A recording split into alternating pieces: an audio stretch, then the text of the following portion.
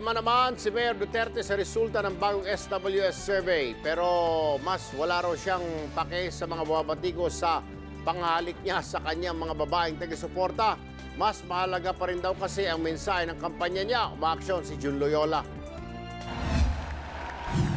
Panauhing pandangal sa Thanksgiving Fellowship ng Kingdom of Jesus Christ, the name above every name sa Antipolo Rizal, si Davao City Mayor Rodrigo Duterte. Pero tulad pa rin ng ibang pagtitipon, napapamura pa rin ang alkalde sa kanyang talumpati. Giniit naman niya na walang mali siya ang paghalik niya sa ilang kababaihan sa kanyang pag-iikot. Huwag naman yung mga kalik-kalik. Walang nangyari niya. Yung mga, hindi ito showbiz itong politika.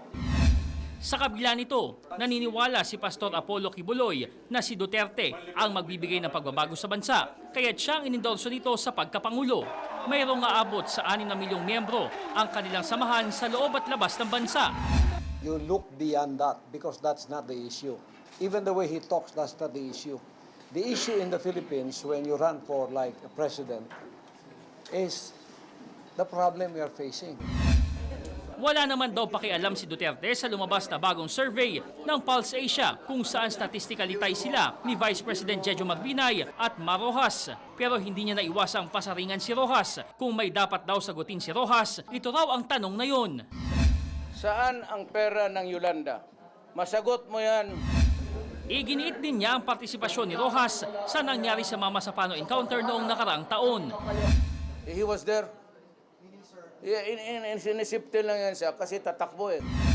Bukod kay Duterte, suportado rin ni Pastor Kibuloy ang kanyang vice-presidente na si Senador Alan Peter Cayetano. May ilang senatorial aspirant din mula sa iba't ibang partido ang dumalo sa pagtitipon. Pero ayon kay Pastor Kibuloy, sasalain pa muna nilang maigi ang mga i-endorso. Umaaksyon, Jun Loyola, News 5. Sure to come back. Use 5 everywhere. Copyright 2016.